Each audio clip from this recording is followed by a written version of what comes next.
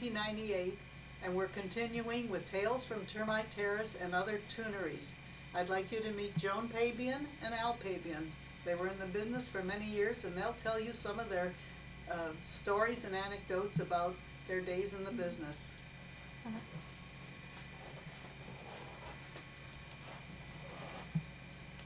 Okay. So tell me, when did you start, Joan? Oh, when did I start now? Let's see. It was in November of 1937.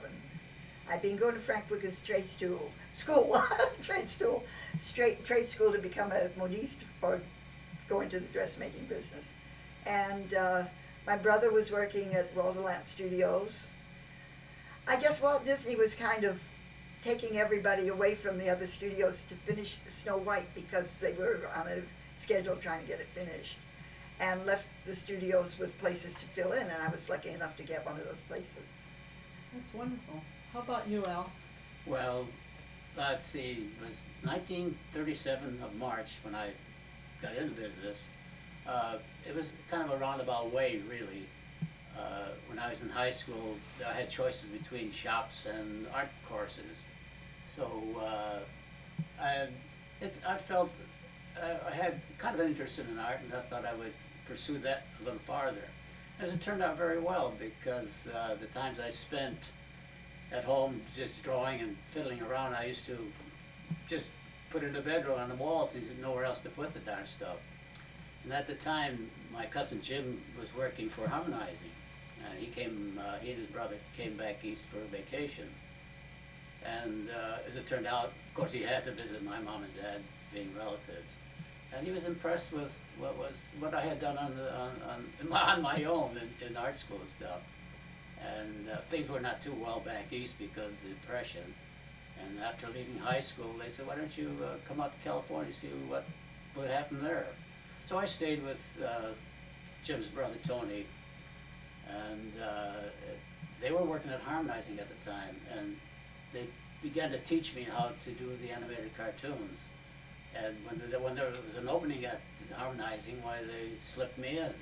So just being interested in art of itself and nothing else to do, it seems I developed a career out of it. Where were they located? Harmonizing was located on Seward and Seward Willoughby? Seward and Willoughby. Yes, it's been changed various other studios since. Oh, yes. That was the inception right If there. those walls could talk. Oh my gosh, absolutely. Martha, there was a lot of nepotism in those days too. Oh, sure. I mean, a lot of the people that got in the business was through some relative. It was my brother that was at Walter Lantz Studios at the time, and it was Al's cousins. Here's a little thing that I think was kind of cute.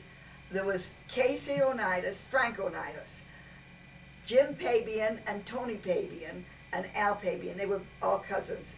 Casey and Frank were brothers, Jim and Tony were brothers, and Al was a cousin. They were all cousins. My brother and myself.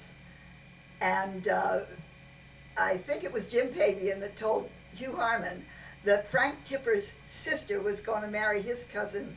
And Hugh Harmon says, "Oh my God, with the Pabians and the Tippers united, they could call a strike and tie up the whole business." That was before the union came in. I thought that wasn't quite that bad. As the years went by, other family members came into the business too. Oh, yes. There were a Well, lot of don't you think it was a great coincidence that a fellow like Hugh Harmon and Rudy Ising would both be in the animation business, would get to know each other, and then become partners so that the names could be joined together into Harmonizing? Yeah. Yes, that is a very, very strange coincidence. Harmon and Ising, Harmonizing. You know, I never thought of how that worked together like that. That's amazing. No, I never gave it a thought. Oh, yeah. I mean, it was something in my mind all the time. I mean, the names was just there. Sure. Like Disney was always there. My brother started at Disney's in 1930, Oh, when it my. was really a baby. Oh, my. It was he had just begun on the Hyperion. He was at Hyperion, but he had just built his large studio that was very small in comparison to his studio now. But my brother used to, when he was a kid, he used to take, Disney used to do a little cartoon with a little girl in it, and I can't remember what Alice. Alice. and the Lucky Rabbit or something like that. There was a rabbit. Oswald. Oswald the rabbit, was it? I don't remember, but you do, Martha. But he did that when my brother was young. He used to take his drawings up to show Disney. And one time my brother was out of high school, and it was like during the Depression almost.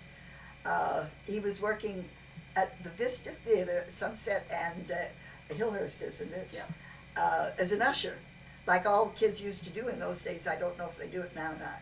And Disney was having a little premiere there. And he saw Frankie, and he said, "Are you still interested in a job?" He said, "Bring up some work, and I'll see if I can use you." And that's how he got started. Oh, that is But he great. remembered my brother, well, I guess he used to bug him because it was about half a mile from where we lived up to his studio at the Isn't that time. interesting? So that's how our family got kind of started. Yeah. My brother had been going to Frank Wiggins, and he was going to paint the Foster and Kleiser signs. That was his, the only way you could make money as an artist in those days. That's right. Yeah. Isn't that interesting? Well, he became a pretty well-known animator. Yeah, Yes. and a director. And, oh, is And that right? I then- didn't remember that. For a while, he went into live action and television. And I want you to know something. This has nothing to do with cartoons, but I have something of my work done in the Smithsonian Institute. Well, let's hear about it. A bit of history. Well, my brother at the time, his name was Frank Tipper, in case you don't remember, was working on the set with Groucho Marx in You Bet Your Life. Oh. You remember the duck that came down Oh, yes. with the secret word? Well, Groucho always used a bow tie, a polka dot Well, he bow wore tie. it. He wore it Always all the time. polka dots. So he wanted a polka dot tie on the duck. My brother was doing the set direction. 9 o'clock, the night before he needed it the next morning, he called me up to make a bow tie. Now, no stores opened at that time, way back, this is in the 40s. I happened to have made some curtains for a neighbor that had a print in there, but it was outlined with the polka dots.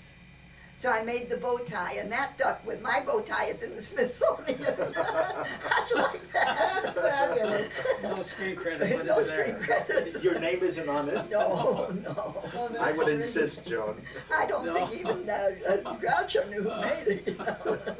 I laugh at That's that. wonderful. How long did you stay at Harmonizing? Well, let's see, it was quite a short stay, and one of the first times, I think the only time I ever signed a contract, which to me was kind of ridiculous. I was so young, what the hell did I know about contracts? But anyway, I thought it was quite a major step, I suppose. But anyway, I started there in March, and I left in the summer to take a vacation, went back east to visit my folks, came back, and I think we were there for perhaps another month when I think MGM decided that they wanted the whole unit on the MGM lot. And as a consequence, they had to kind of decimate the staff as such. MGM wanted to hire the elite or the rest of the crews that they felt would be enough for their production.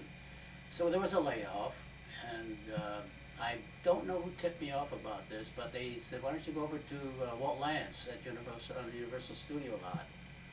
And it turned out to be a good move, and I started, I don't think it took another week or so, and I started at Universal, and we had quite a good run there with some strange people. Can you remember who they were?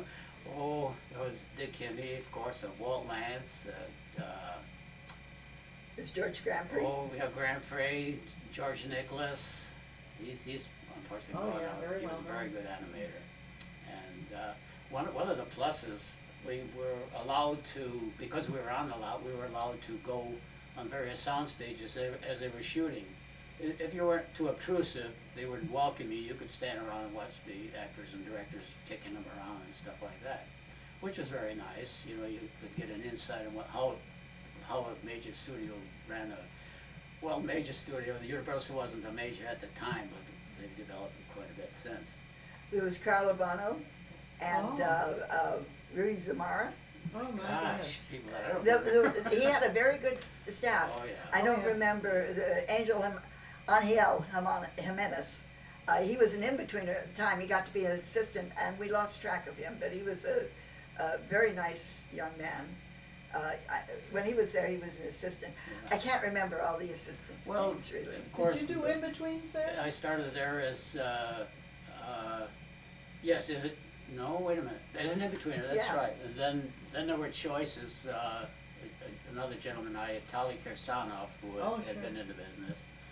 And George Nicholas apparently liked what I did, so he requested that I become his assistant.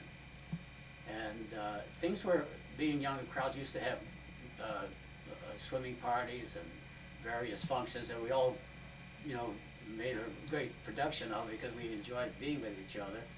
And the one Christmas party I remember, and it was, it turned out it was the last one, we had made such a, a terrible shambles in the studio with our drinking and stuff that Universal sent a memo out said these screen Next year. cartoonists are never going to have another.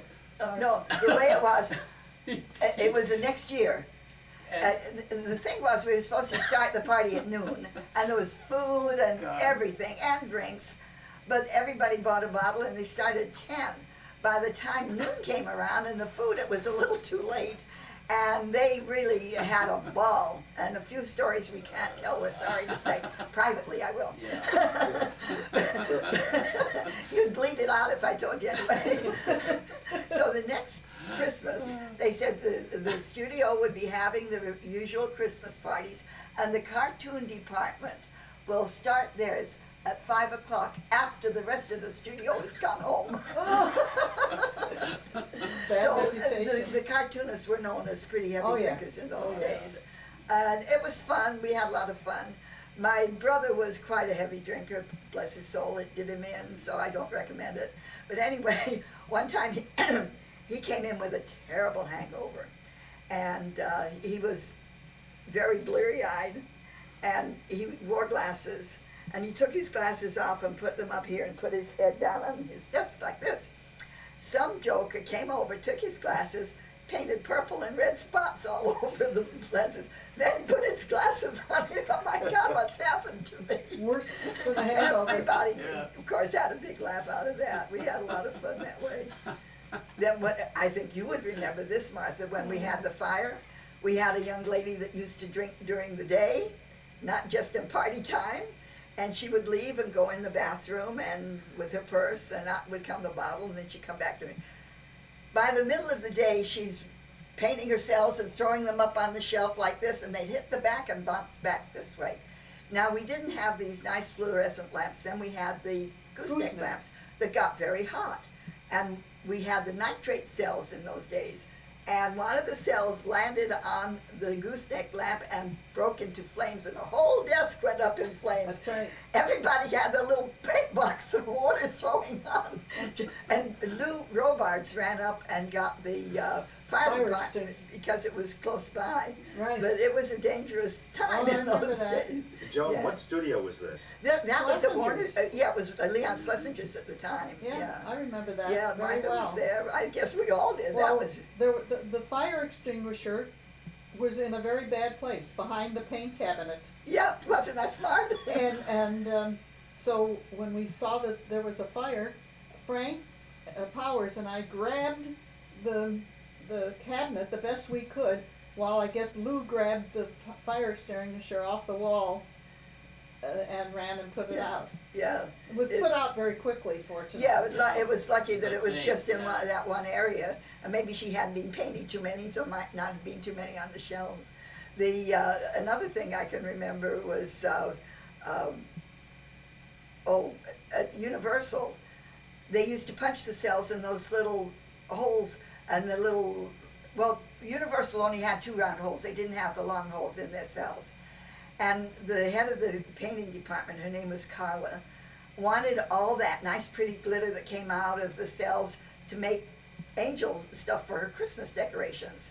So she had a little tin can every time they would punch the cells, they'd bring them and collect them to her. At that time, people are yelling now about no smoking, but you could not smoke in the room. You could not smoke in the painting and inking room. And it was absolutely, but Carla's desk was right close to the door. And this background man, he was a little Chinese man, his name was, what was it? Kim Wong. Kim Wong. And he came around the corner. Now he's smoking, and Oh, Carla said, "Oh, you can't smoke." He sees the can down there and tosses a cigarette. Boom! It went like a bomb, but it just stayed in that one place, luckily. But my gosh, everybody screamed because they were dangerous cells. And ladies and gentlemen that are upset because they can't smoke different places, it once was you could not smoke in a theater. Right. Yeah. You could not smoke in a workplace. It just Right. wasn't done. So they should get back to the old times sometimes. But we had a lot of funny things at the studios. That there was Alex Lovey too. We forgot to mention he was Oh, yeah, and Herman there. Cohen. Yeah, No, Herman Herman did Schlesingers. No, he was at Schlesinger's, but he used to go around with Alex, and then we all went together, and I got mixed up. Yeah, he was at Warner Brothers. I forget you. But there was, I can't remember everybody. It was 60 years ago. Right. I know. It was 60 years ago. I remember Walt Lance especially because when we finished we worked nights in order to get a full schedule, a year's schedule out in half a year. And our big treat was dinner on the boss, which was 50 cents at the time. And we worked considerably hard to get these things out for him to finish off the year. And there seemed to be no promise of what the future would bring. But it turned out that after he had the films in the can, he let everybody go. Close the And studio down. He fired Oh. out the whole works and Walt Lance, and he went to Bermuda, I think, for a vacation. The idea was, in those days, the studios Very used to get nice. 26 pictures a year to do. And the smallest studios would work all but 2 weeks, and they would close down because they couldn't integrate the thing. So they closed down, and the 2 weeks would come up, everybody would go on vacation at the same time. And Al and I had just gotten married when this happened, incidentally. But the girls got paid. That was a state law. We didn't have the union in then. The state law said girls had to be paid time and a half until midnight and double time after midnight, time and a half on Saturday and double time on Sunday. My paycheck going home on a regular weekday at that time was $18 a week. We thought if we ever got up to $20 or $25 was out of this world. But that was the goal at that time. But then you could buy a loaf of bread for 10 cents and a pound of top sirloin for 35 cents. So, it was all relative. But anyway, he had the fellas, they were all working for nothing because they weren't protected. We got paid. I was making $50 a week, which was a lot of money then. But That's why I married her, because he's rich. Al, do you remember what you were getting paid? yeah, 35. Yes, I think he's getting $22 a week at the time. Not when we got married, you were making no, 35. no. Well, When that you- was different. That was When I got to be assistant editor. Yeah, when you were they assistant. jacked me up for a bit more. Joan, where did he propose?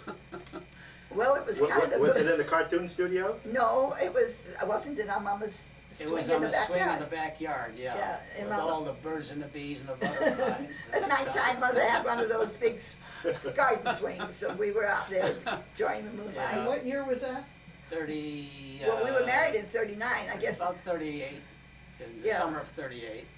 So, We went and together for 15 only months because before we met. because her brother, feeling that it's time for her to go to work, he got her a job at Universal, which I blame him ever since.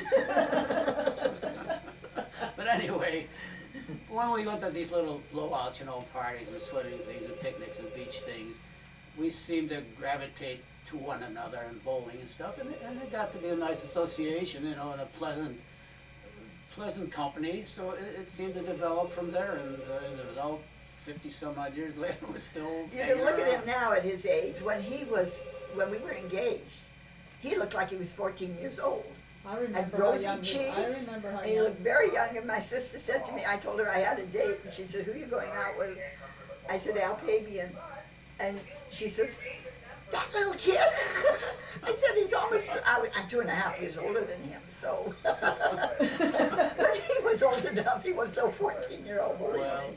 Joan convinced me. She said, when you're 21, that means you have to get married. So, figured, okay. But it was fun in the studios, but it was so different. It was so different. The boss, it wasn't quite the same as at Leon Schlesinger's, because it was a little bigger studio. Lance's wasn't quite as big as Leon Schlesinger. And then there was a cats division at that time too. Al started at the cats division. Oh, And he I came remember Great in- that. cats. And he came into the big main studio when the union went in, they disavowed, they got rid of cats. Came over to the Schlesinger home Yeah. studio. It was on the same lot, but in different sections, in different areas. And so we all went over to Leon Schlesinger. Right, So, yeah. that was during the war, wasn't it? Way No, it was before the before. war. Was it was Oh, yeah, before? yeah. 39, 40. Yeah. Oh, yeah, yeah. I Yeah, see. it was before the war, cause Al was already over at Leon Schlesinger's when he was drafted. He tried the Navy, his eyesight wasn't good enough. First of all, he tried the Coast Guard. Mhm. Somebody said, try the Coast Guard first, so he tried the Coast Guard. They said, no, your eyes are 20 over 200. Well- He's technically blind. So, But he was an animator. Yeah, so that's probably what helped. But anyway, He went they to- said drink carrot juice, it might help. So for about a month, I drank carrot juice, anticipating going to the Navy and trying maybe the eyes will improve. And all I did was turn yellow. It didn't help at all. But the army took you. Yeah, by Oh, the time he yeah, got through, he they said, got you're his warm, come on in. They Yeah. figured what I was doing, they had an animation unit in New York, and you were animating here, just shipped you back to New York. And that's the way that darn thing worked out. Al was in the unit back east. Then I went back to work back there for the Army, but I was not in the Army, I was a civilian. Right. And I hadn't been back there, about 5 months. Yeah. And they decided to move the whole group out here. So we Fort came Roach. back here. And, well, we had the thing on Warner Brothers lot at the time, but up close to where the main building was, it was in some of those buildings up there.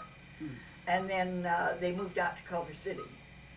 And we were right across the street from, Helms? yeah, Helms, I couldn't remember. Right. And right next door, there's 2 other people that have been in the business for a long time. Lois and Ray, Tom Ray. Oh, Tom, and Yeah, Lois and Tom Lois. Ray. But at this time, Lois wasn't there. I had never had Mexican food. And I was working out there, and this is a funny story, I think, nothing to do with cartoons again, but she finally got in the business. Sort of. We went across the street, and I didn't know what to have, so I had a taco. Those are the folded things? Yeah, Yeah. I had a taco. And I liked it very much. Well, I'd had some since, and they weren't the same. They weren't the same. Many, many, many years later, talking about coincidences, we went out to Anna Lois and Ray's house for dinner one night. And I had this taco. I said, that's exactly like the taco I had way back during the war. And she said, you know why? That was my father's place. And I was the one possibly that waited on you. She said, I have brown hair. I said, I think I remember All that. those years And later. so I God. said, I love that. How do you make them like that? She says, well, my dad says the secret is putting a clove of garlic in the oil. Didn't tell me anything about the rest of it. Well, we'd all had a drink or two, so I wasn't going to pursue the thing. A few months later, when I'm working at Hanna-Barbera now, Donna Paker, who was Frank Paker's wife, and Anna Lois were very good friends. In fact, Donna was Anna Lois's daughter's godmother. She says, I'm going there for dinner tonight, Joan. She says, now I'll get the recipe for you.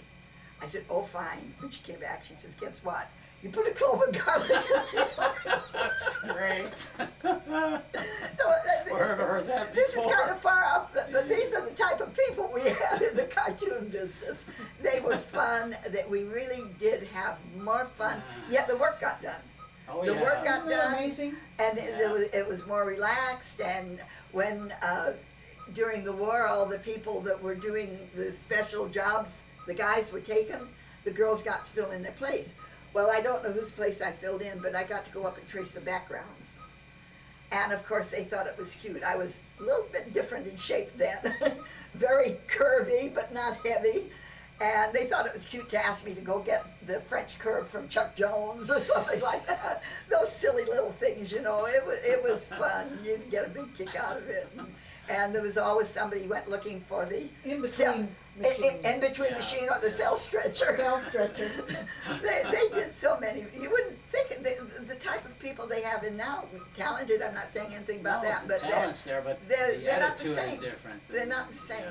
The production line assembly. But you know, when I got in the business and when Al got in the business, it was really very well established then. Oh, yeah. Very well. It was about midway between where it started to change again. Right. Just about, and it was really very It well was the established. golden years. It was really Yeah. the golden years of the animation department and stuff. Disney, of course, had moved out to the valley. And when we were on the lot, as Al says, we got to go in on the lot, in the sound stages. Some directors wouldn't allow it. Yeah. My brother went in one once, and he sits in this chair that has the name on the back, you know, and it's lunchtime, everybody's gone. He just went in there because it was cool. We did not have air conditioning. No. No air conditioning. And he sits there and he's puffing on his pipe, and this man comes and he stands in front of my brother, looking at him like this. My brother, yeah? And the guy says, please get out of my chair. And he was the main director of the picture. But nobody else was in the, I mean, those kind of things happen. You wouldn't, Sure. you know, all kinds of security guys would be there Oh, now if you went to get Oh, in I on know. somebody's chair. They had egos even then. Oh yeah, oh yeah.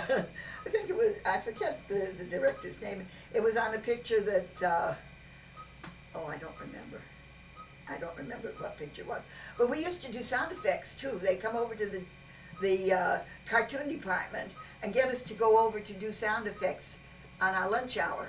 And we probably spend 5 minutes in there and we get $5, which was a lot of money then. I mean, if you're making $18 a week, $5 was almost a third of your salary. And I did a lot of screaming for, Mary Boland was in a picture, and I don't remember what the picture was about. Nothing to do with what the guy told me to scream like. He'd say, scream like you're on a roller coaster and it went off the track. You know, those kind of things. And my voice was in a lot of them, but Al's voice is Marlene Dietrich in Destry Rise Again. Is that right? When she yells, yoo-hoo, you know, all that stuff, that's Al. Yeah. They give me $10 to do it. I was like, geez, this is a good way to make a living. Here I get $18 a week from Walt, I get $10 for 10 minutes. But this guy, I mean, You should have made a career out of it. Yeah, Mel well, Blanc never would have gotten into the business. Oh, I think he would have. I would have been second. Al could do Mr. Kitzel, but that's about all. And they used my legs for Mae West in a picture. She was with, it was My Little Chickadee, wasn't it? Yeah. Or the one where The she one goes she- up in the Yukon with. in the Yukon, yeah. Yeah. She had dropsy at the time. Her legs were like balloons up and down, straight up and down. And she was supposed to entice him when she's sitting on the train and she's supposed to cross her. Well, now, you know, I was, like I say, quite Yes. voluptuous, and they decided my legs looked like they would be hers, and they had me do that. I thought, oh boy, I can try her dress on and see how I fit in her dress. But no, they just draped it over my lap, you know, because they were just going to take. So we got lots of things like that being over on the lot. Now, other studios didn't have that I don't think so. opportunity, but we did. They'd come over there. Oh. But then they decided they should. My hands were used for Irene, not Irene Rich, the singer. Irene Dunn? Irene Dunn, yeah. Oh, yeah. And That's right. they needed somebody. She was supposed to be a farm girl, and they needed somebody to be writing a letter with freckles. And I have freckles on my hands, so they. So, Never you know. occurred to them to paint them on, no. Well, she wouldn't want to sit there. You know, they didn't want to No, pay no. them That's right. that No, time. So, That's right. but like I said, we get $2 for it, and it would take 5 minutes of your lunch hour. That was fun. So it was really fun. And then I went from Lance's to Warner Brothers. And then from Warner Brothers, I was working at Warner Brothers when Al was in the service and he was stationed back east. So I got a job back there with the Army, with the Air Force. It used to be the Army Air Force, but now it's just the Air Corps, or Air Force, but the Army Air Force. And Al was in the same unit. He was with the Signal Corps. And he was up on the 11th floor, and we were on the 7th floor in the same building on 32nd and Lexington Yeah. in New York. Great Yeah. restaurant area. And he'd send you signals from one floor to the other? No. I'm not going. You meet in the elevator and have a day there. They used to get out 15 minutes ahead of time because the elevators they had to stagger the people getting out Oh. because the elevators couldn't handle it all. and we got out 15 minutes later, so Al had to be 15 minutes back before I did, you know. He would only get 45 minutes between lunch, and we'd go out to lunch someplace back there. Then I came back and went to Screen Gems. And then I started a family, and then I was out of the business for 9 years. And then I went back in again, starting painting at home for Jack Shertog. Yeah. And then Arl would call me when she needed and things like that. And then finally I started back again with Arl, and then Hanna-Barbera, and then Arl, and Hanna-Barbera, and then Bill Melendez. So that continues and finishes. At 75, I retired. Right. Yeah, I waited until Right. 75. Now, How about you, Al? When did you what did you do after the war? Where did you go? Oh, Lord. After the war, it seemed, it turned out it went back to Warner Brothers. This was the thing those days, you know, wherever your last base was, you came back to work. And they had to keep So- you for a year at least, didn't they? Yeah, there was stipulation that you had to at least show them you still know what you were doing after being away for so long. Right. And so I had a pretty good run at Warner Brothers, worked with Ken Harris, Ken Champion, Jerry Shinneke, all real fine people, real great kids to have around. And of course a lot of the personal things that went on with these characters was always fun time also. The amount of work we got done was surprising because somebody was always fooling around. And it seemed that when do you guys find time to work, for heaven's sake? But things got a little hectic there because of the influx or the beginning of the union. And of course none of the wheels appreciated our efforts. They thought we were stabbing them in the back after all they had done for us, you know, that we were doing these terrible things to them. But anyway, we decided that the time was right. Chuck Jones was quite a leader in the union movement. He was. the union Right. was before you went in the Army. Yeah, that was Yeah. 1941, Al. We thought you were talking about when you came back. You got a Well, little mixed up. I see. Well, I mean, anyway, you got us mixed yeah, up. okay, that makes me mixed Well, up. maybe 'cause you're I'm getting thinking senile. that what you may be thinking of is when the Screen Cartoon Guild then went over to the IA. Oh, that was a That- change there. that That's is And that right. was in like 1954. Yeah. But we had a union in 1941. at Oh, Warner. yeah, Yeah. it was before you went in the Army. You, I think I left Warner's you went to, because I got a good offer Yeah. from Sutherland, John Sutherland Studios. They were a strictly commercial studio and did a lot of real good stuff. And Bill Melendez was there, a number of What great about people. Maurice Noble? Was he there at the time? Maurice was with Chuck at the time. Oh, Yeah, he was Chuck, 'cause he for worked most at of Chuck's. Sutherland at one time. Yeah. well, you went Well, to he- John Hubley. Well, this was later, dear. After Sutherland's, and then I went to Academy with Art Babbitt, and Jack Gershon was one of the directors there, and then I went to Filmation, not Filmation. There was a studio on Cole. It was called. Remember? Fairbanks? No, wasn't Fairbanks. He was in that area. He and there was another studio in that area. He was a direct Clampett. He had a studio Oh, there. it was also. on Seward. Yeah, that's just below Seward, one Yeah. of the major lots there. Right. And The Snowball, was that it? I think that was Yeah, TV Beanie. spots. I went to TV Oh, spots. Yeah. TV spots. I Yeah. don't know where that Worked there was. for a while. Met Chuck McCann there and a few other. Sam and Nicholson? Sam Nicholson, yeah. They had been at Warner Yeah, Brothers. we all seemed to wind up in places at the same time. And then I was out of the swim for a while. Then I went to Bray Patton's, worked with Jim there for quite a while. And then we went to Quartet, and that was with Art Babbitt and Les Goldman and Gus Gillespie and Walsh. We had a pretty good run there with the commercial studio, which was very nice. It was on Gramercy and Hollywood Boulevard. Oh. It was a kind of a disreputable neighborhood, but nobody seemed to bother us too much.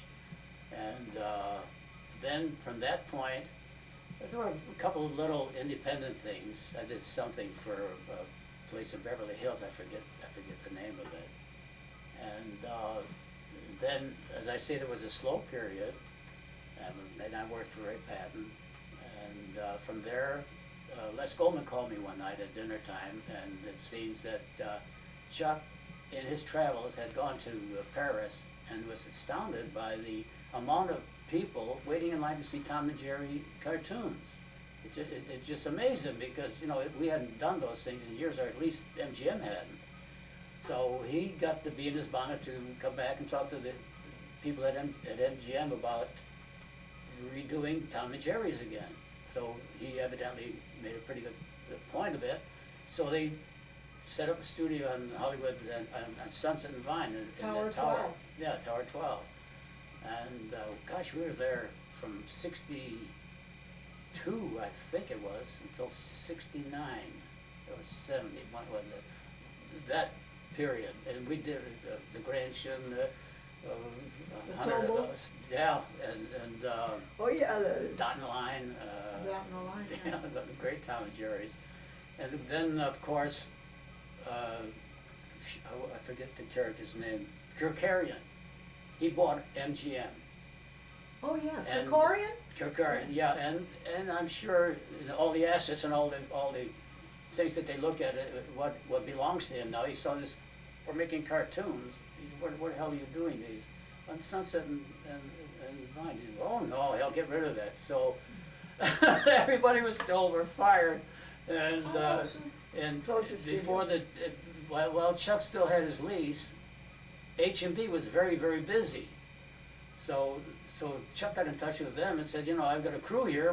We're not doing anything anymore. Do you need any help? So I said, hell yeah, we got tons of stuff you can do. So there was another 3 or 4 month siege there till the lease ran out, and we all took off for parts east or west, whatever.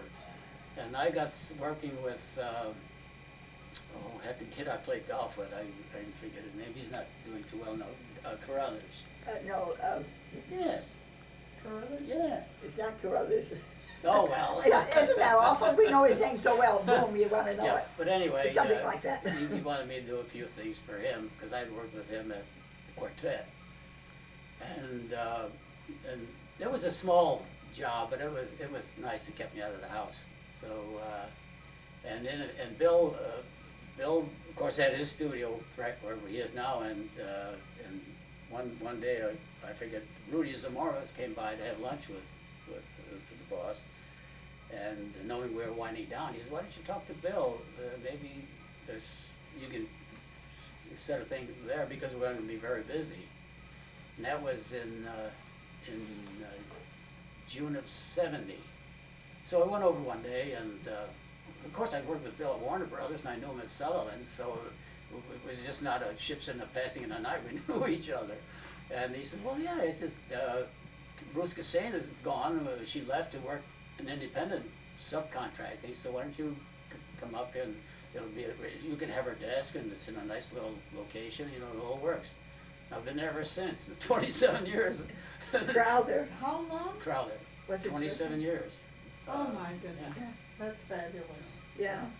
And you know, all the time, if he would go in a slow down, he never laid Al off.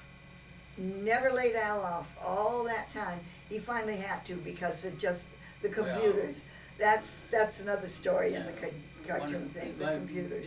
Even when there was nothing to do, Bill would dream up boards to do, or and at the time Schultz had a comic book contract, so he would get us to do the comic books, and just, you know, in the times that I knew and Bill, of course, knew there was nothing for weeks, he would come by and chat and pay us, and you know, I felt so.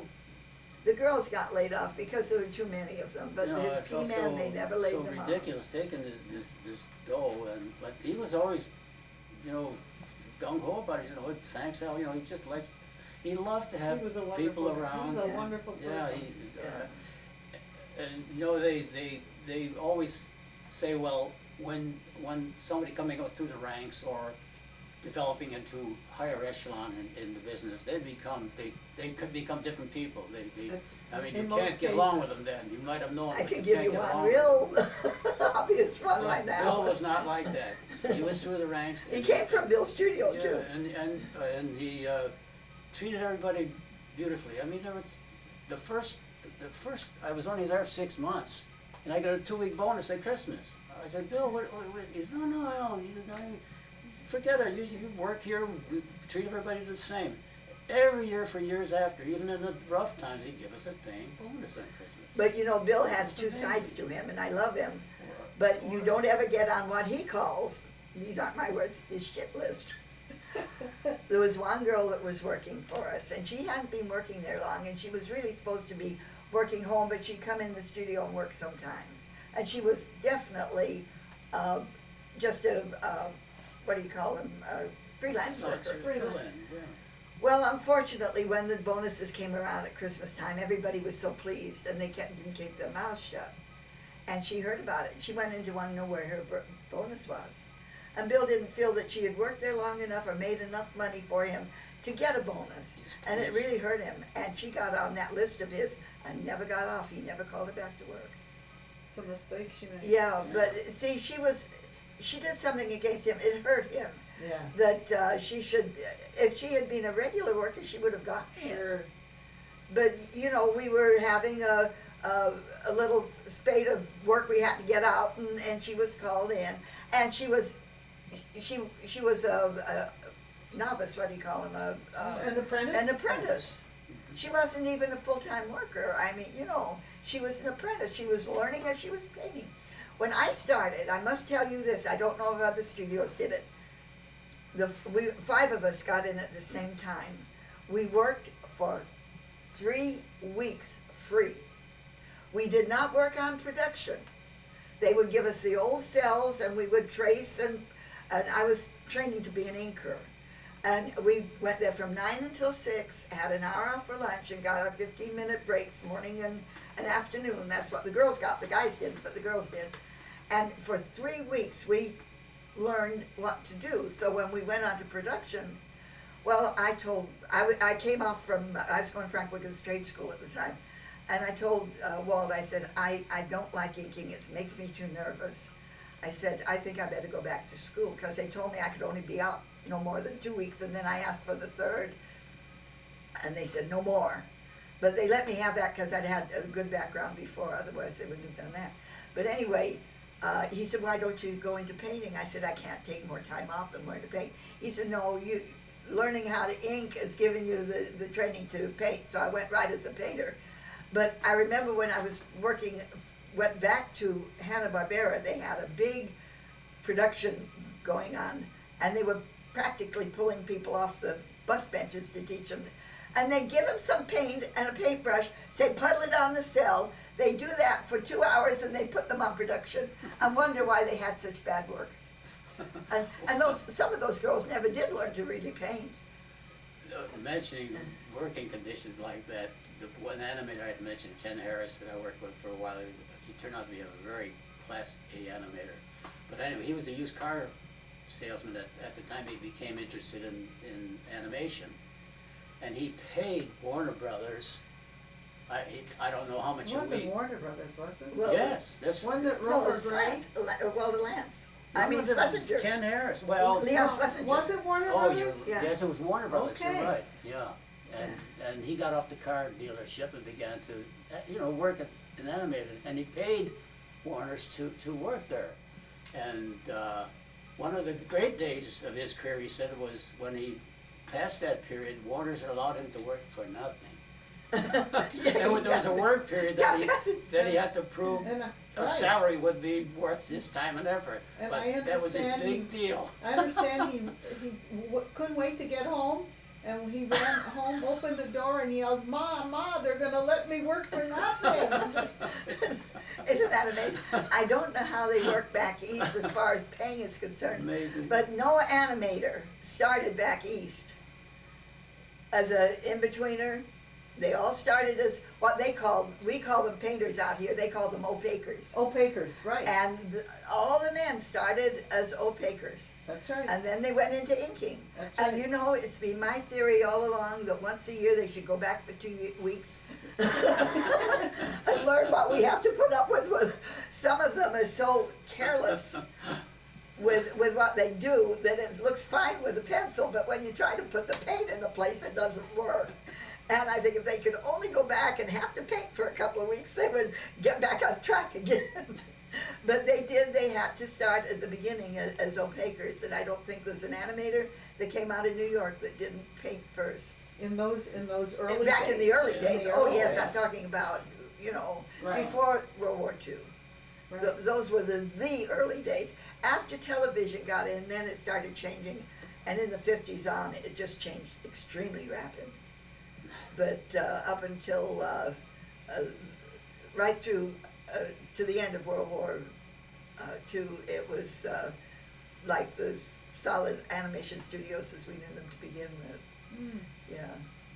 No, Ken Harris was quite a character, though. It's funny going from a car salesman into being an animator, and he was an excellent animator. He was. Oh, Yeah, he was We had working. wonderful cars too. yeah. Yeah. Yeah. He was Yeah. working in What? the 60s for Leon Schlesinger, and he wanted Al for his assistant. And Al was working, I don't know where you were working at that time. Probably upstairs working with First Freely unit. No, no, Not this sure. is, I'm no, not sure. this, When we went to Les's. yeah, it was Yeah. probably you were working, Yeah, I was either working- quartet or for John Yeah, Hubley before yeah, then. yeah. Anyway, Well- Bill Hanna called me up, and I was home, and Bill Hanna called up, and he said, "Can I speak to Al?" And he says, "This is Mr. Hanna." And I said, "This is Joan Pabian, Mr. Hanna, I work for you." "Oh," he said, "I know." I didn't know he knew me because I'd only been there a little while. He said, "But I want to talk to your husband." And Al had just got a real good offer from John Hubley. And I said, "Well, he's got a real good job." He says, "I know." He said, "But I want to talk to him." I said, "You know, you can't afford him." I said that to Bill Hanna. He said, "Well, have him talk to me. Maybe we could get together." But Al stayed with John Hubley at the time. And I told him, "You can't afford it." It's strange how quartet started. John Hubley had a working unit in California here. We were on, I forget the name of the street, Melrose and La Cienega. It's quite a nice building. We had to kind of redo the work in there. But, and we had a great pool table in there that we delighted in. And Hubley was doing most of his work in New York. He stayed in New York quite a bit more than he did in California. So he came by one day, and we usually have a big spread and a big to-do because he was there, and it made a nice meeting of the minds again, and he cued us in on all the things we were going to do for him and the contracts he had signed. And of course, we were all pleased because this was the start of another year. It was going to be great. And I don't think it was the next day or the day after Hubley got back to New York, he sent a telegram to us saying, I'm disassociating the Hollywood studio. I don't want it anymore. I'm going to stay in New York. You can do what you want with it. You can buy all the equipment, and I'll give you all the contracts I have for the West Coast. So Gillespie and Walsh and Goldman and Babbitt said, you know, we're all here working together. We've all got a pretty good financial background. Why don't we get together, make it a quartet, and start a quartet? That's how quartet started. That's You know, how then we quartet moved to started. Gramercy and Hollywood, and it was a great studio from there on. Oh. But John was nice. He was kind of thoughtless a lot of times, but he was very well intended. He's a hell of a nice guy. I mean, he was That's what I hear. very pleased with what we were doing. And he just didn't leave us out in the cold. He gave us Western contracts. He gave us the studio, the equipment, the whole thing at minimal. He said, "You just take it, be happy." You know, Well, I he don't had wanna- married somebody back in New Yeah. York, and he wanted to stay back Yeah. there instead of going back and Yeah, forth. she's very active in the cartoon. She Yeah. still is, That's yeah. fake from So- Fate, yeah, so the what's it, Fate, yes. Quartet figured out to be a good tagline for a studio. We took off from That's there. a great idea. Yeah, oh gosh, John was a delightful character too. He's talented as hell. He was amazing.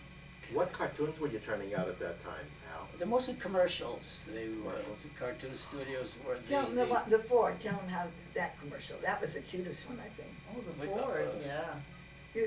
Well, I will, he was no, great no, to no, get. wait a minute.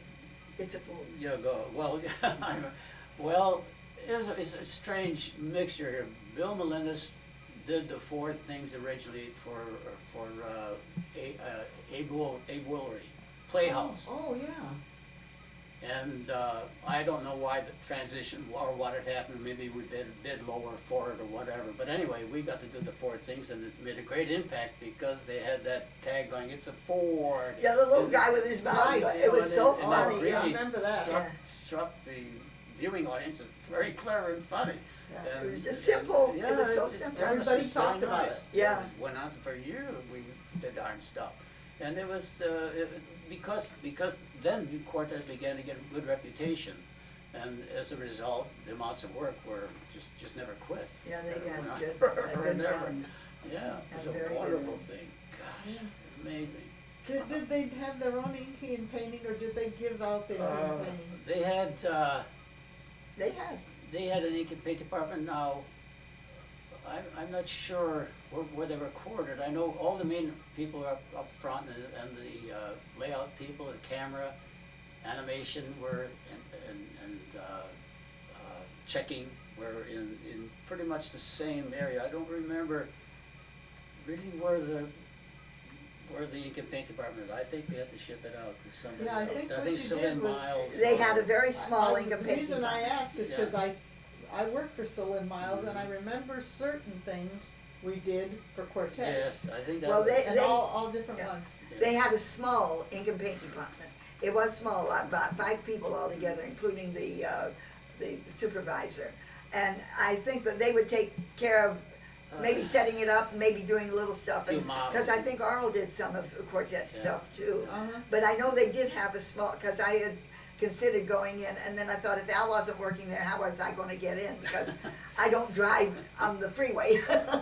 So I didn't, but I had wondered about working there. I do know they had a small, but it was very small ink and paint department. You know who we should have thought about? But she was Johnny Come Lately, really, Carol Barnes. Oh, yes, she began to check at Quartet. They brought her in. Yeah. Peggy Drum was the main checker there, and she used to teach Carol. And Carol had been at Disney's for a while. But that was really, she was in the later part. Yeah. But now Carol is associate producer or something Yeah, like with that Bill Melendez. with Bill Melendez. Yeah, Is she uh-huh. still there? Oh, yes. That's a funny way how she got her job too. She's very good, I'm not putting her down. But Bill was gonna get somebody, and I won't say who it was, but most people did not like this character. I guess Bill did, and another, I don't remember whether it was Phil Roman or somebody else liked this character too. And they wanted to get him as the producer or whatever, Assistant or whatever. whatever the title is. And most of the people were having a fit about it. So Carol happened to be with Bill one time, they were talking maybe at lunchtime or something. And she says, well, why don't you give the job to me? He said, okay. Because she was qualified, But that's how she got the job. She knew nobody else wanted that other guy. And so she said, why don't you give the job to me? He said, okay, and she's worked it fine ever since. That was 15 years ago, Oh, Lord. at least, yeah, that long ago. That's great. Yeah, so, She's a but good- she came in probably in the late 50s, I think she came into that was way, way into it. And like I say, both Al and I came when it was very well established, but we still were in at the beginning Oh, next yeah. to the years that have gone by. Right. But such changes have been made, Yes, Such haven't we changes. seen changes in this business? tremendous.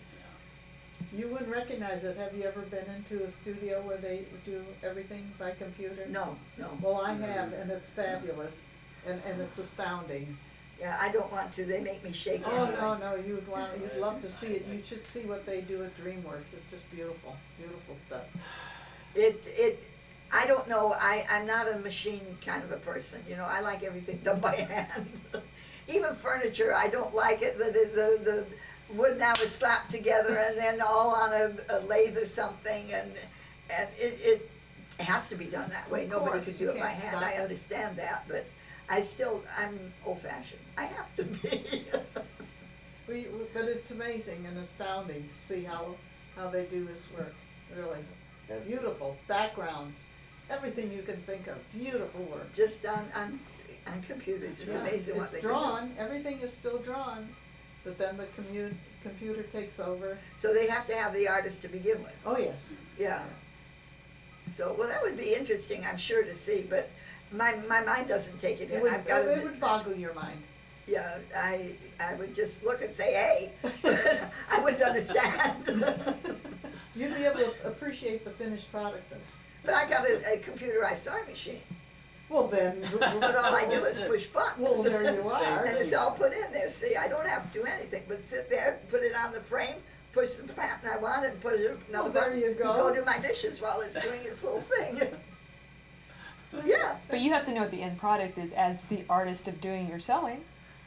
Well, yeah, but if you just wanna make designs, I mean, you know, you get these, little, it's a little chip that fits in this side with little pictures on that tells you what, and then another little chip this way that you put in, and that's got all the brain work in it, see? So you push that picture, you don't even have to put your foot on a pedal down here anymore. You just push a button. It goes until that color stops, and then it goes beep beep. That means you go to the next color. Then you thread the machine up for the next color, push it. You could go finish the dishes or mix a meatloaf or something. I don't. I like to sit there and watch it. It's fun. But it does everything. It's amazing. Thread cutting For time is sewing, up. you Thread have to scissors. know how to sew. But Thread for cutting time. the things, It's it's all, amazing. if you want to put a design on something, you know, all my t-shirts, not this one, but most of my t-shirts have a rose or Yeah. something on them.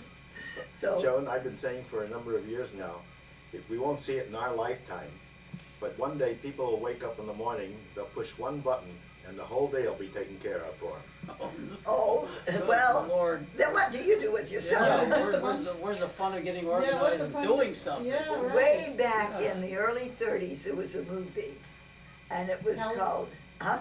Hell's a poppin'? No, just No. imagine. Just Imagine. Just Imagine. El And Brandel. everything was with L. Brandel. He was a comic at the time, had rubbery legs and everything. He was a funny guy. And they had all this fabulous stuff that they showed us in science little movies that we'd see on the Movie Told News or something, what was going to come. We've never got it yet, and this was back in the 30s. But they had all this type of equipment. But, and this couple are walking along the street, and L. Brandel's watching them. They go up to the machine, and they put some money in, push a button, and out comes a baby, and they go off with this baby, and L. Brandel looks and says, me for the good old days. That was before censorship. Joan, I've never forgotten that picture. Do you remember just prior to that scene, he's walking along, being shown all the new innovations that they have there, and he says, can we get something to eat? I'm getting hungry. And somebody says to him, what would you like? He said, well, a steak would be fine. And the fellow said, how do you want that steak? And he says, medium. And so somebody walks over to a machine and drops some money into it, and out comes a little tiny pill. And he gives it to Al Brendel, but Al says, I wanted a steak, not just a pill, I want a steak, I'm hungry. Well, chew it. He chews it, puts it in his mouth, chews it up. They say, how was it? He says, a little too well done. Yeah, I remember that. I'd forgotten until you reminded me of it, yeah, yeah. But maybe just coming to that. But were there any funny things that went on at Bill's studio?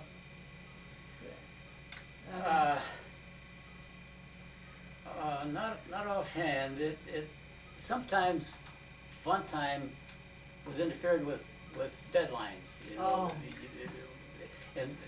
and Lee Mendelson, who set up these work conditions, he would say, "Oh yeah, we can do it. You know, no problem." And at the time, we might have 4 or 5 things going through at once, and he would almost get where these dates would dovetail. I mean, how in the world are we going to arrange this?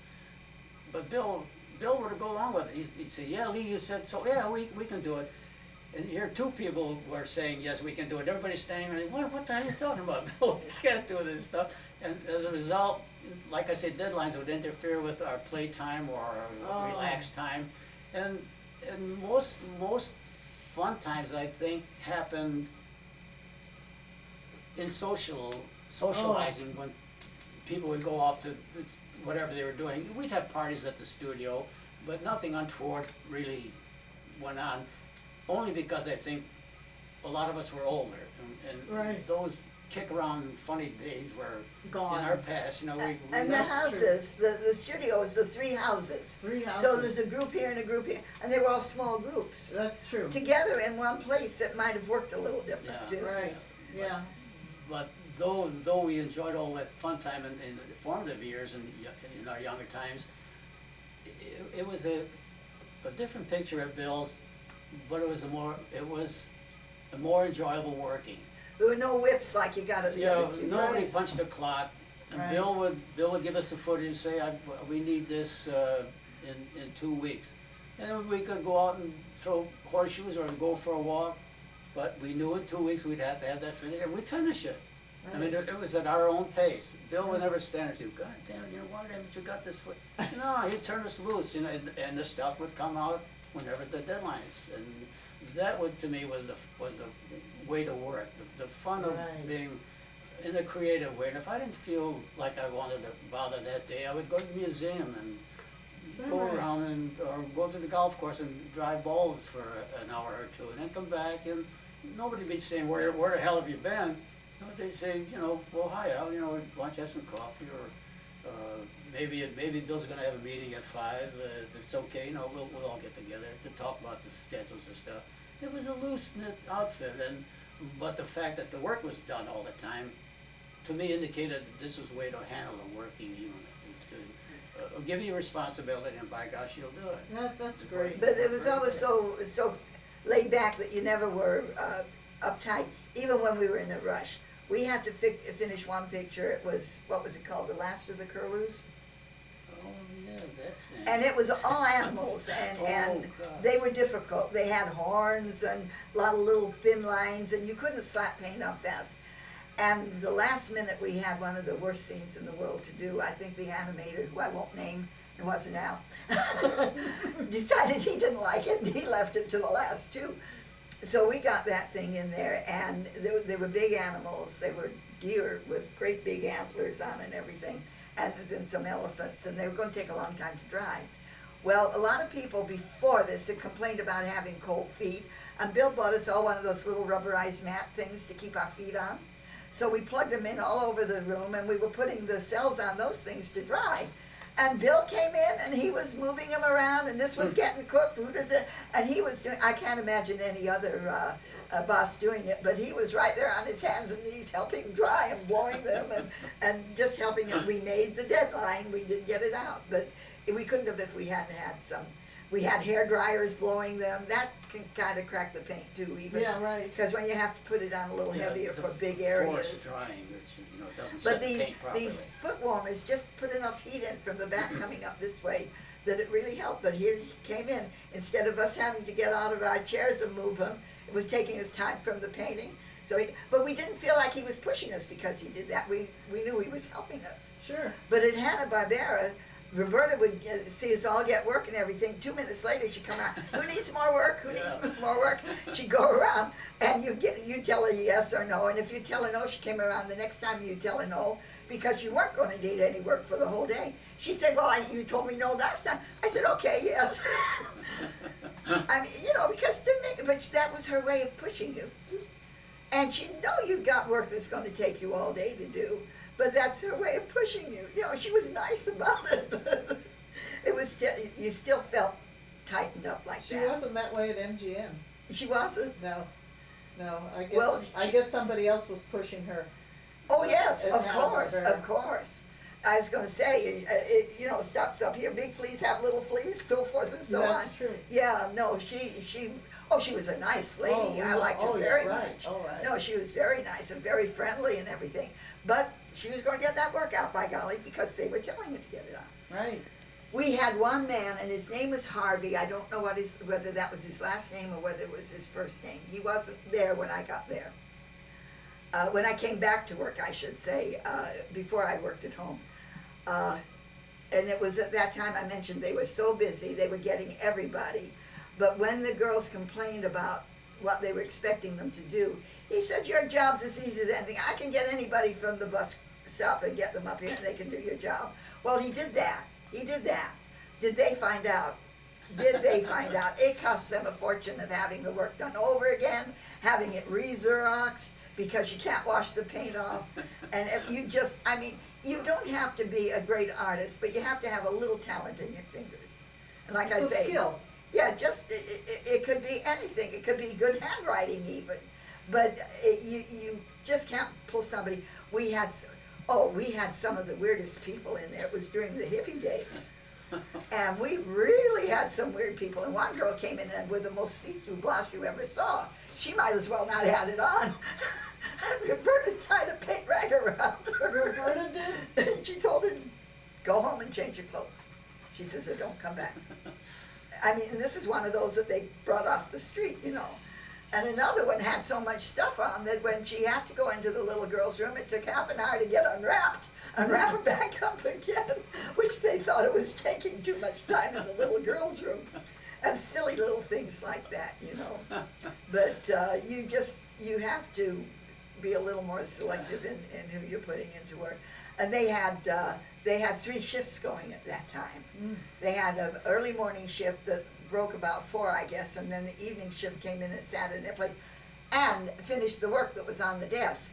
And a lot of those people, instead of infiltrating the very novice people with the old ones that knew what they were doing, they put them in the night shift.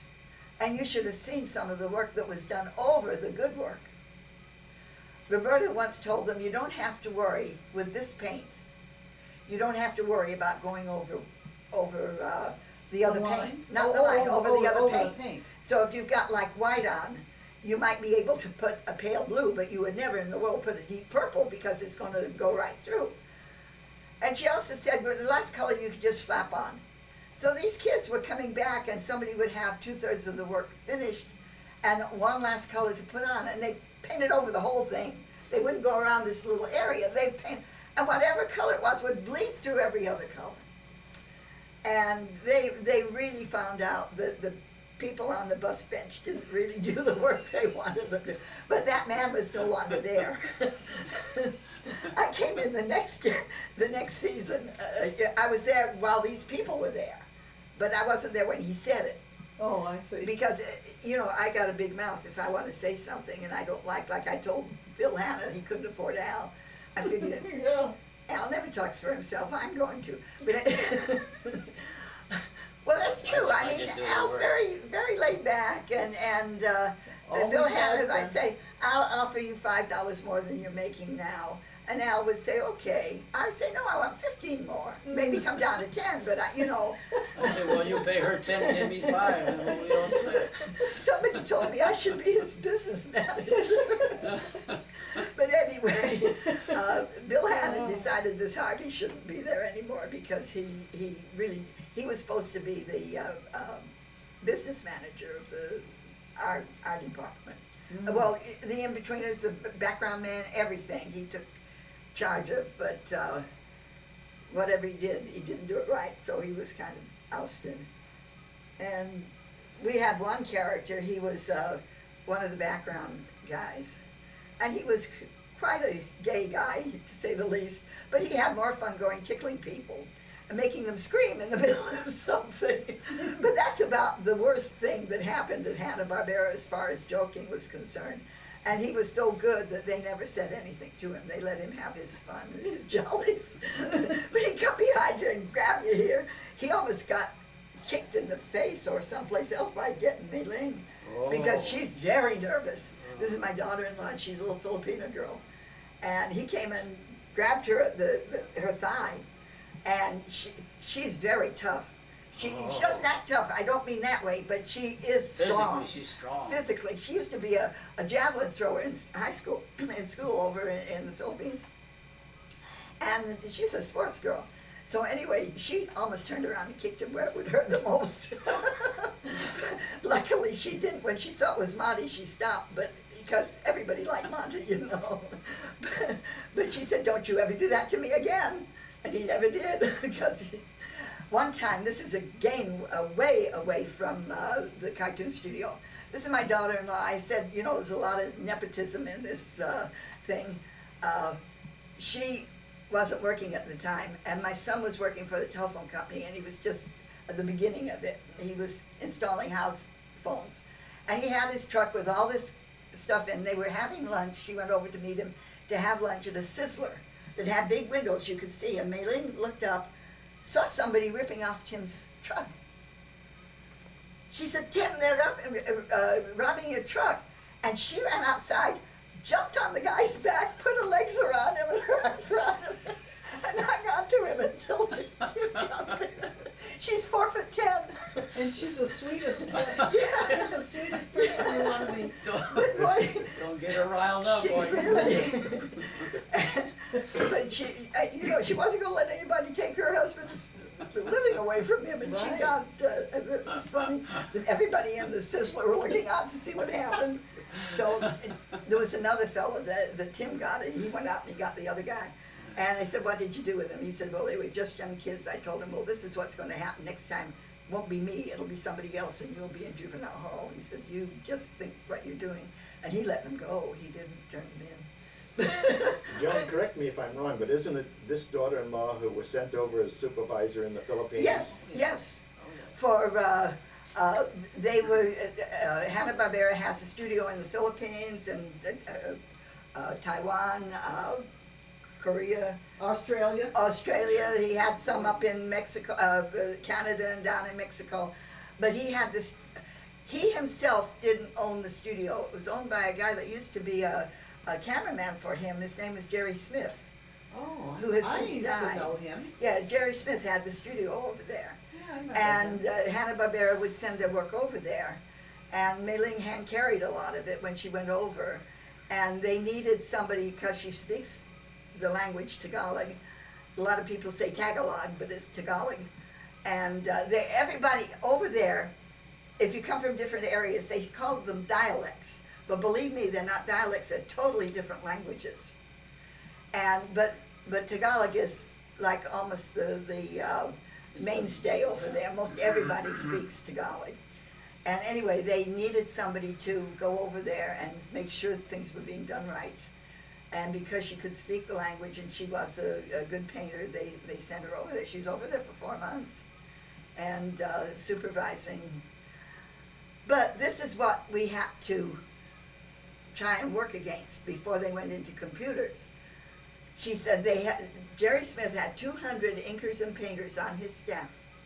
He didn't always have enough work to give 200 works, but he called them all in, give them one cell at a time, and paid them by the cell. Not by the day, by the cell. And some of the girls wouldn't make enough money to go home. They'd sleep on the floor in the studio at night. They wouldn't make enough money to go home. And that's what we were competing with. Mhm. And Mei Ling was so upset, she couldn't believe it. They didn't pay her any extra. They didn't pay her any extra, but they paid her double time for Saturdays and Sundays. She didn't work, but they paid her double time for being there, but they didn't pay her any extra. They didn't, because they were afraid when she came back, they'd have to keep it, see. So she didn't mind because she got over there. But she couldn't see her family. She couldn't go visit them because she had to be there. They had a war while she was over there. For how long, 2 days? Yeah, well, And bullets were flying. She said they could hear them. And her brother-in-law came and got her and took her into the country. He says, I don't care what the studio says. You're not going to be here while this is going on. He used to be in the Army. He was a sergeant major or something in the Philippine Army. And he's retired.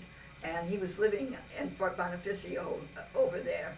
And he took her up to some relatives up in the hills for 2 or 3 days until it was over in Manila. It was just their own people fighting against their own people. Wasn't there a fire there too? Well, there could have been, I don't know, not when she was there. no. If there was, I don't remember. I heard that there was a fire because the gals had to cook and somebody got. Overcooked it. Yeah, Yeah. I don't remember. It could have been, but not when she was there. Probably not when she was. If there. she was, I forget about it, but it's very possible.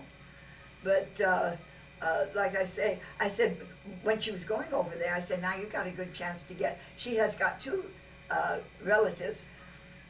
Her family are on another island. They're on the island of Samar in this one town, or little, it's a town, San Jose. Every other one belongs to her family some way or other. You know, they all have so many kids who have kids who have kids. But anyway, I said, this is a good time. Maybe you could get your relatives in the studio. She says, I wouldn't do it. because they could make Slave. better selling fish to poor people than they would doing that. It was terrible. And Well, you know, was she training them or anything? she wasn't training them, but well, yes and no. She was making sure that they did the way it was supposed to be done. I guess they were supposed to be painters. They were supposed to be established, but they weren't. And she went over to put the final touches on them, I guess you would say, and see that the work got done properly and everything. She was a supervisor. I don't know how else to say, but they were supposed to be workers. They were supposed to know what they were doing over there. And then one time they sent her, because she had her passport all in order and everything, they paid her way, first class, both ways it was first class, to go to Korea, dump off some work and come back over the weekend. Isn't that amazing? And she What did a it. waste. Nobody else would have wanted to do that because you couldn't go out of the hotel. Oh my. You couldn't go out of the hotel because you don't have the visa for Korea. She had a visa for the Philippines, but not for Korea. So the guy is standing there in the airport with the sign saying Hanna-Barbera or H&B. Mei Ling finds him out and he takes her to the hotel and he takes the work from her. And she stays in the which is very big and very elegant, and a lot of shops and everything. She bought this and this in Korea while she was over there. So there were shops in the hotel, so she got to do something, but she didn't get to see the country. But just over 18 hours That's to go one amazing. way. That's amazing. 18 hours. I People have can't done for imagine. this business, Yeah. but it's been a good business. Haven't you Yes. found that it's a great business to have been in? I- What do you think? I can't imagine anything being Yeah. anything else. Now, if I I had a can't choice either. between Eastman Kodak and Hollywood, I sure as heck It would have wouldn't. been Eastman Kodak, yeah. It would Yeah, have but, been. you know, that was such a tremendous influence back in Rochester. I mean, that was the only thing, because they had a lot of, it was a factory town, and they had a very good clothing, Hickey Freeman and all those, they were very Fine good clothes. reputation. And furniture, Hickok leather and belt, I mean, they were all there, but they didn't compare it to Eastman Kodak. I mean, that was, and I went there as a school kid one time, they gave us a kind of a run-through. And it was like a lot of other huge factories. They had their own fire department, their own police department, their own security, their own post office. It was like a city of its own, in this huge establishment that supported half of the city, for heaven's sake. I have relatives in Rochester who Oh, worked for Eastman darn. Kodak, and my father did when he was a young man. Isn't Xerox taking over now though? No, the Xerox, yeah, they're there. They're Oh, big yeah. establishment back in the, my brother worked for Kodak for a long time. Well, in fact, my sister-in-law worked for Kodak also. Like I say, it's almost inevitable. Some families touched all the way through that work habit over there at Kodak. Right. So it's But- really been a great business. Oh, I think so. I Yeah. certainly was happy to be in it. Yeah, it My dad never made an effort to he liked that I was doing machine shop stuff, you know, but things being slow, he was barely employed for a while, you know, because the miserable depression. So when the opportunity came out here, one less mouth to feed and doing something I like, evidently you're drawing, maybe if something works, whether Jim is working as an artist, you know, animator, maybe, you know, if he thinks if what you have here looks promising, okay, you know, so I think I can be thankful, very thankful. I'm very thankful. that they came out for that visit and said, you know, get your butt in LA because evidently nothing gonna be here, so you might as well see what we can do over there. And I mean, many candles I burned every night, thanking. Yeah, for the- that was a for the great, changing career that was a great potential. experience. Oh, yeah. When I got out of the Army, you know, when they closed the Fort Roaches, we called it down, I had to go find another job. Al was still in the service at the time. And a girl that I was working with out at Fort Roach knew a lady that had a big influence, worked for Howard Greer, who was one of the premier dress designers for the movie industry at the time. And she says, I think they need somebody and so why don't you go over and get a job? So I went over there and I gave her my qualifications and everything, and she hired me right away do handwork. So she wanted to be, at that time, the salary in the Army was paying me, I think, $47.50. I think the average inker and painter was getting 35 or 45 at that time, but the Army paid a little bit more. So when I was going to go back, I didn't want to take it. They wanted to give me $27 a week. And I said, oh, no, I wouldn't work for that. So I finally got them up to $32, which they couldn't believe they did that, but they let me, just to, you know, sorry. But you're working on, at that time, dresses were running for $1,500 and $1,600 a dress. That was back, way back. And I worked on a dress for Shirley Temple, and a dress. Now you're going to an exclusive dress designer, paying big bucks for this. Shirley Temple had a dress for a Sweet 16 that came to here. Dinah Shore had the same dress that came down to here. I guess they figured that Shirley and Diana wouldn't go to the same party, so they could, but you know, they charge you money to get a thing. But anyway, I did handwork there, and then they thought I was good enough. They let me sew on the sewing machine and do those kind of things. Well, I didn't like the work, but I thought it would get me back into knowing what they were doing in the business. That's the only reason I took the job, waiting for a job in the cartoon studio. And I had been to Screen Gems at the time, and Henry Binder was there then. He had left Warner Brothers. He was at Screen Gems. And he knew me, so he said, well, I've got an opening coming up in about 2 weeks, Joan, but I can't use you until then. He says, are you going to wait? And I said, yeah, I got another little job, but I'm not going to keep it. So he said, well, I'll call you, which he did. He called me in 2 weeks. I only worked there 2 weeks. Well, I was back at Screen Gems when the lady that was the head of the sewing department in Howard Greer's called me up. She said, Howard Greer is going to put out a custom-made stuff for selling in big stores. And she says, I'm in charge. She says, will you come over and work with me? So I thought, boy, that sounds pretty good, you know. Work with her, not do hand sewing. And I said, well, that sounds good. I said, what will it pay? She says, I'm getting $37.50 a week. I think I could give you 35. So you asked, did we like the cartoon studios? Yes. Yeah. I mean, and this is working on expensive stuff. It isn't like a factory job or something. It was working on dresses. There was one dress that we halfway worked on. It was Jennifer Jones. It was featured a lot. It was just a sheath, all bottle green bugle beads. And they had it weighed like 35 pounds. And they had it all beaded. They cut out generally her size and had it beaded, and then left where it could be sewn on the sewing machine. And we had to sew on the bugle beads on the part that was left over. They had to be on by hand. And that kind of stuff. But that dress in 1946 was $4,500. Now that dress now would probably be $3,000 or $4,000. I mean, that's how things have changed. But the girls working on those things now are not making what we were making in the cartoon business. Hard to believe. Yeah. Because that's menial work, they figure, you know. So anyway, we're very happy that when we worked, we didn't have air conditioning. We had one, it was the year we were married, we had one summer in September, and really I've got it a little bit mixed up. I don't remember if it was 10 days of 107 heat or 7 days at 110 days.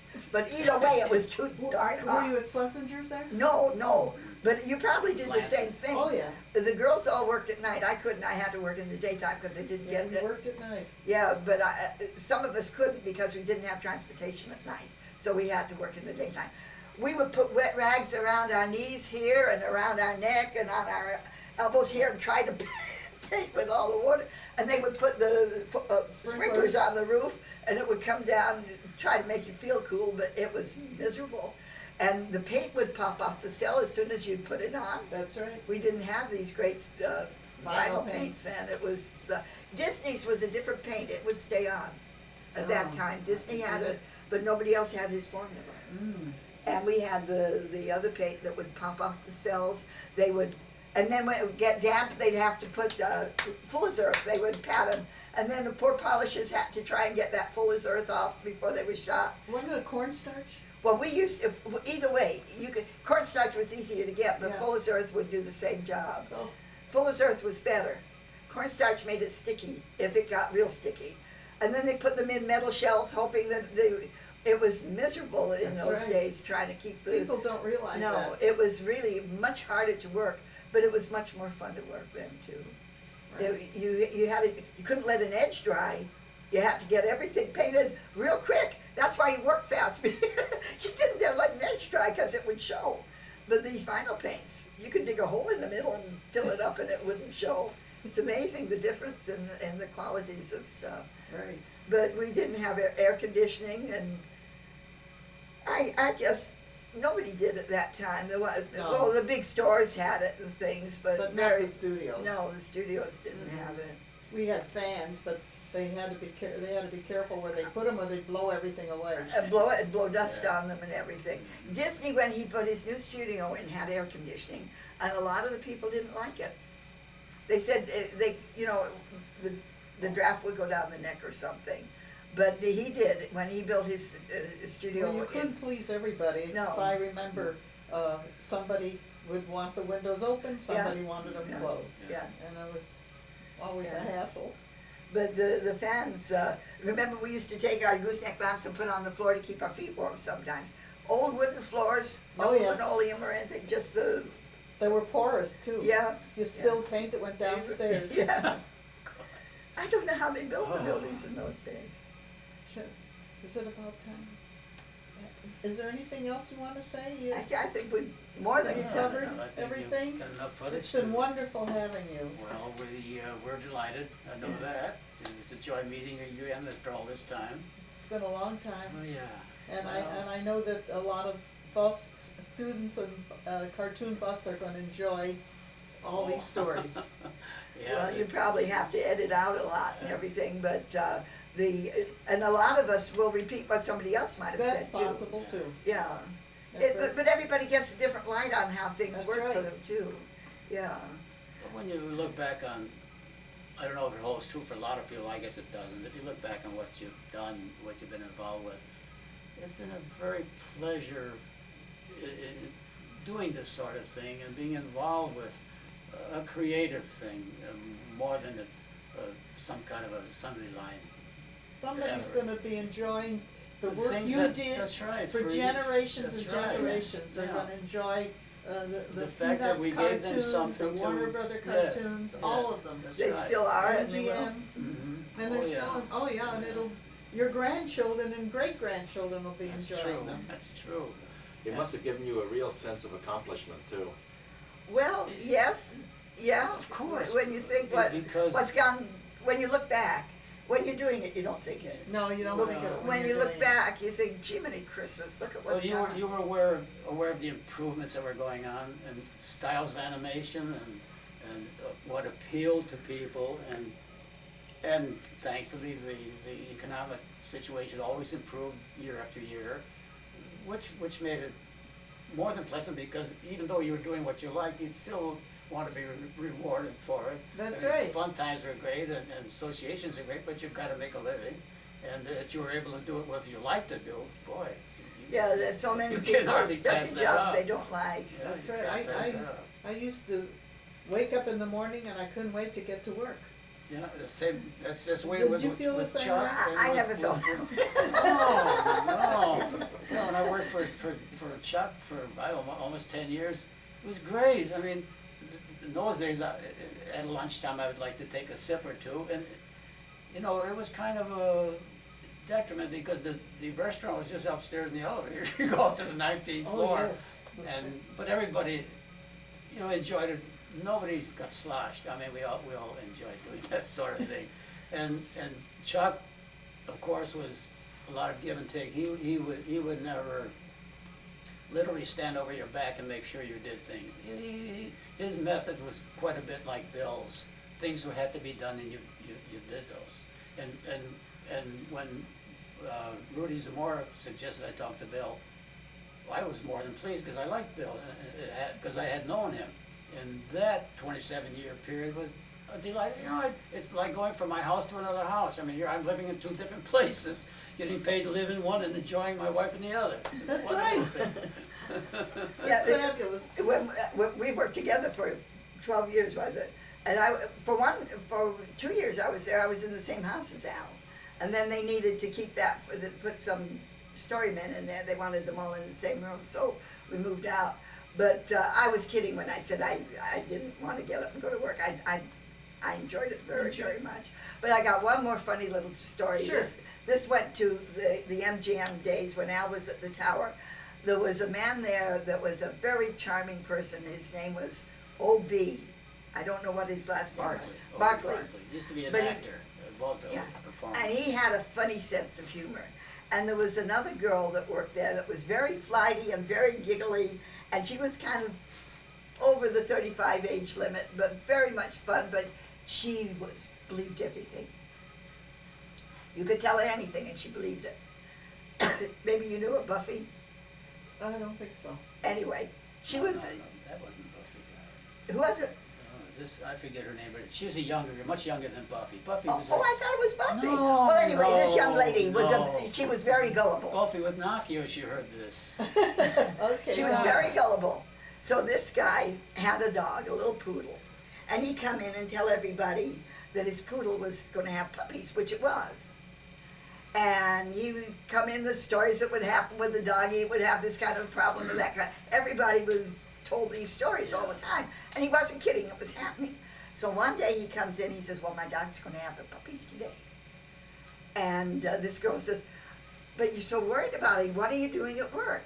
He says, "Oh, I've got it all fixed. She's going to dial me and tell me when she's going to call me and tell me." So this girl looks at him. "How can the dog do that?" He says, "I've got it all fixed." He says, "I've dialed every number but the last and taught her how to dial that last number, and then she'll bark in the phone and I'll know that she's ready to have her puppies." So the girl says, "Isn't that smart and clever?" So she sat down. He went and sat down. He sneaked down the stairs to the telephone downstairs, called this dame up, and went, "Woof, woof, woof, woof, woof." Hung up and ran upstairs and sat at his desk. And she came running down, Opie, your daddy's going to have puppies." And he says, "How do you know?" She said, "She phoned me." She phoned me. Oh, I think that's the funniest story. I don't know how it ever ended. I never found out how it ended, but I think that is so funny. I don't I'm think sure so. it was Buffy that happened No, to. it was a young girl. She was a little dark-haired, very cute girl. And later I found she was accessible, but unfortunately I didn't know it.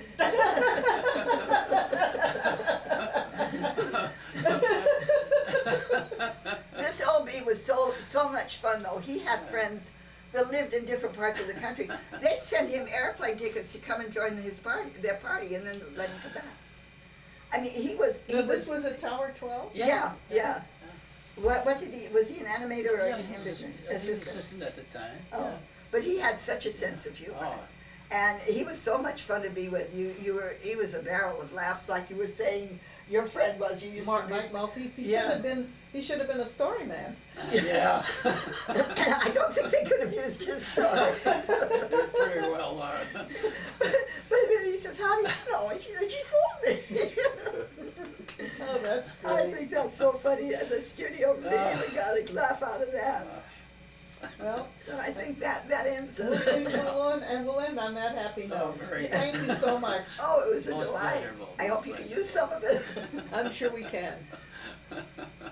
And this was a very daring picture when it was taken in 1939. I'm having a bubble bath, and my husband took the picture.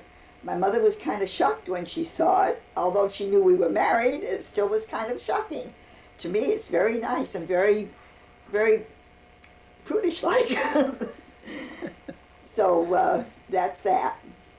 Got my hair all tied up because I had long hair at the time, and that's what that little bun is at the back. It looks funny.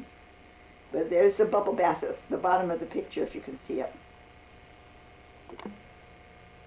All right, this one is me again, and this one is taken On one of my husband's furloughs from the Army, and it's at what we used to call State Beach. I think it's now called Will Rogers State Beach. It's just off, it might have been washed away, the tides that they've been having today. But I loved the beach, and I went there as much as possible, and it was kind of like my second home. But I'd been married a few years then, I guess. I was married in 1939, and this is 1943. Now this one is at the same beach. This is at Will Rogers State Beach. This is my husband, Al Pabian, and he's home on furlough. That is me in what used to be kind of a daring bathing suit. We didn't have bikinis in those days, and if they did, I don't think I would have worn one. But that's also at State Beach. Now this was me, and it was about 1944 or 45, I'm not exactly sure. One of the gentlemen that worked for the Army, but he was a civilian, was a professional photographer, and he thought he'd take some nice pictures of me, and this is one of them. It was just done outside the studio where there's some nice greenery, and he had me pose there, and that's the way he wanted me to look. I think I look pretty good. Okay. Good afternoon. This is Al Pabian. My very young years in Hollywood, when I came out from back east, and it was a pretty good idea that I could begin working in a studio. I kind of had a relative kind of doing things for me, and I was really kind of young there. You might see later the contrast. It'll be obvious I was too young for this, but anyway, it gives me a good start for what my future pictures might look like. Here we have Al Pabian again, but as you can see, he's a bit more grown up and doing service in country. It wasn't that dramatic, really, but on one of my furloughs, my wife and I visited her sister in Magnolia Park area in Burbank, and I think it was one, I don't know if we borrowed this car or it was our first car, but at least we were able to get around in a gas shortage year. And I do look a little more grown up. Same place, huh? It seems that Al Pabian finally decided to team with Joan Pabian, and of course it was during a visit at her sister's place. And even though the time was short, we enjoyed each other's company very much, and were able to have a rather leisurely time on leave before going back to what could be a lot of nonsense in Army life, and it was a great way to relax. As you will see, this is strictly Army clothing issue, and I had originally worked in New York in the animation unit, and there had to be a time of training and in another unit, so I was sent to the south and came from Camp Shelby and Fort Benning, and as you can see, we were quite involved with Army conditions and detail. And this photo is when I was in Japan. We had originally gone to the Philippines to rather do a little police work more than anything, and then on our leg home we went to Japan for 2 or 3 months, and there was a village photographer close by our unit, our camp. And on one of our details, friend and I decided to have this very nice photo, I think, taken as a kind of a remembrance. Let's see. Oh yes, this is when I was working in the MGM unit on Sunset and Vine. We were doing Tom and Jerry's, and the producer, animator, director Chuck Jones was the instigator in Big Wheel. And this was in 1968, I believe, when Chuck... About 64. Was that soon? I'm sorry, correction, 64. Chuck won an Academy Award for The Grinch Who Stole Christmas. And it was quite an occasion because, of course, Chuck was very well pleased. He received many awards through his career, and felt we should have a kind of a nice office do to let everybody realize how hard work would pay off. And so he condescended to have a nice remembrance photo taken also, and I think it looks pretty good. I'm beginning to look a little older and a little more human, but it worked out fine.